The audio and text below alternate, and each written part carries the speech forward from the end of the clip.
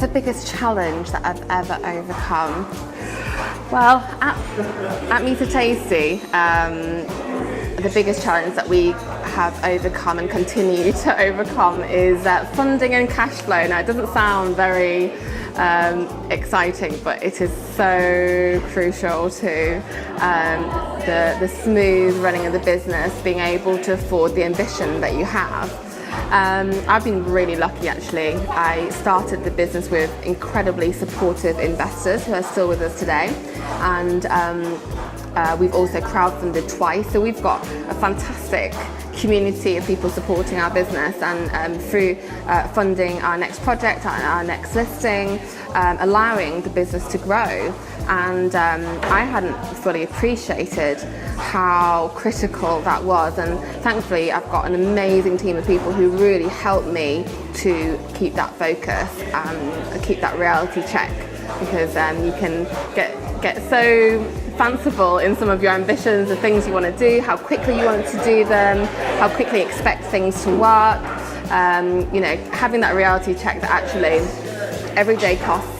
Every day you have to be looking after your overheads, your cash flow all the time, how you invest your time and money, the resources of the business is so critical to the survival of the business. I mean, you read so many horror stories about how quickly startups fail, and especially in food.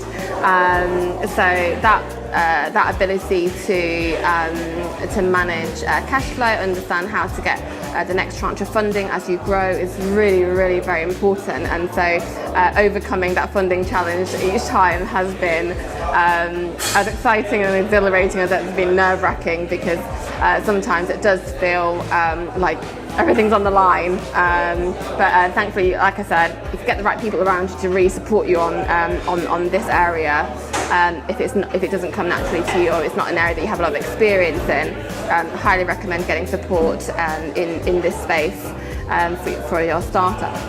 I'd say personally, the challenges have been quite different. I mean, it's a different space to the business itself. Personally, the big challenges have been around finding balance, actually, because when I first started the business, it's been so many years now, so the first couple of years, I'd say, I worked around the clock, and I wanted to as well, so it wasn't like, oh god, I have to work around the clock. It was like, I really wanted to do it, I just couldn't do enough. There were always so many things to do, and I wanted to do them, and I wanted to do them all day. And there'd be so many nights where I'd just be passing out in bed with my laptop,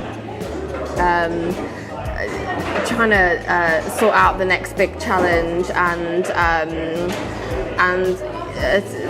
quite honestly, it really took its toll after a couple of years. And I'd say in the last year, I've been learning how to get more balance in my life, and it's not just the physical thing of leaving work at a decent hour and things like that, but mentally it's about really accepting that you really can't do everything.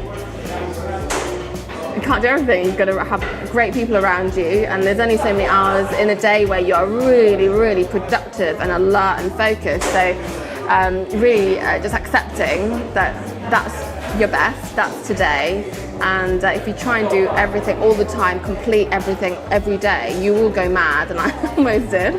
But thankfully, I've got amazing friends and family around me that sort of constantly bring me back to that check that you do need a balanced life too, so you can then bring your best to work as well.